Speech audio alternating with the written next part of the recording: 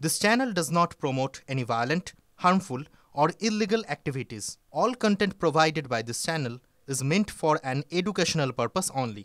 কার্তিক মহারাজকে চেনেন তো? নাম শুনেছেন তো? এই মাঝে মাঝে বেল টাকায় গন্ডগোল লাগায় যে লোকটা, সে তো একটা আতঙ্কবাদী নিয়ে, তাই না? তো এ সবসময় বরাবর একটা সাম্প্রদায়িক হাঙ্গামা, একটা দাঙ্গা লাগাবার সবসময় চেষ্টা করে।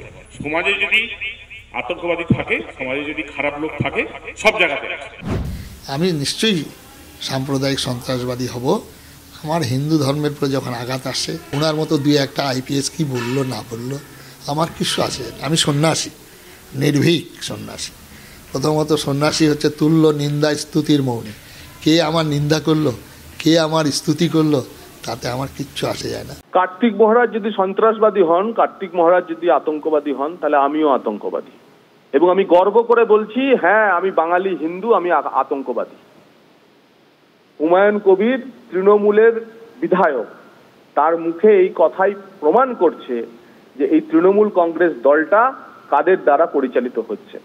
এই জানুয়ারি মাসে ঠাকুর রামকৃষ্ণের চৈতন্য উদয় হোক বলেছিলেন, তার চৈতন্য হোক।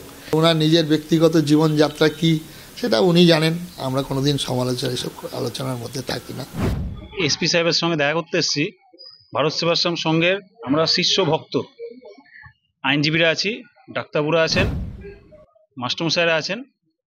গত 17 তারিখে আমরা সোশ্যাল মিডিয়ার মাধ্যমে জানতে পারলাম আমাদের প্রাক্তন জেলা সুপার, পুলিশ সুপার, উনি কার্তিক মহারাজকে আতঙ্কবাদী এবং জঙ্গি বলে বর্ণনা করলেন, কিন্তু ওনার কাছে কোনো তথ্য প্রমাণ নাই যে উনি জঙ্গি কার্যকলাপ করছেন।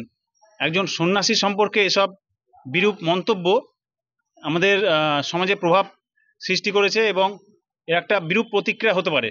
সেই আশঙ্কা থেকেই আমরা এসপি সাহেবের সঙ্গে দেখা করে যাতে আমাদের প্রাক্তন এসপি সাহেবের বিরুদ্ধে আইনি ব্যবস্থা নেওয়া যায়, সেই বিষয়ে দাবিপত্র নিয়ে আমরা আজকে এসপি সাহেবের সঙ্গে দেখা করব।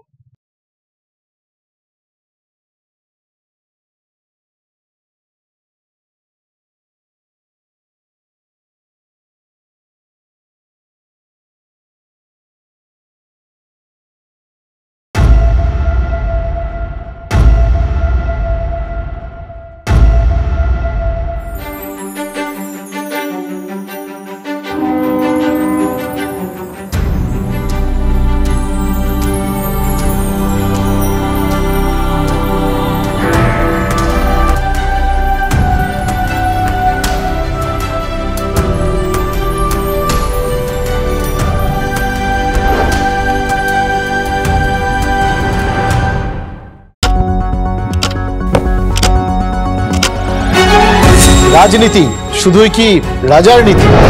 রাজা উজিরের চোখে নয়, আপনার আমার চোখে সমাজের ছবি। কঠিন কথা সহজভাবে না বললেই নয়, না বললেই নয়। প্রতিদিন রাত 9টায় TV9 বাংলায়। TV9 বাংলা না দেখলেই নয়।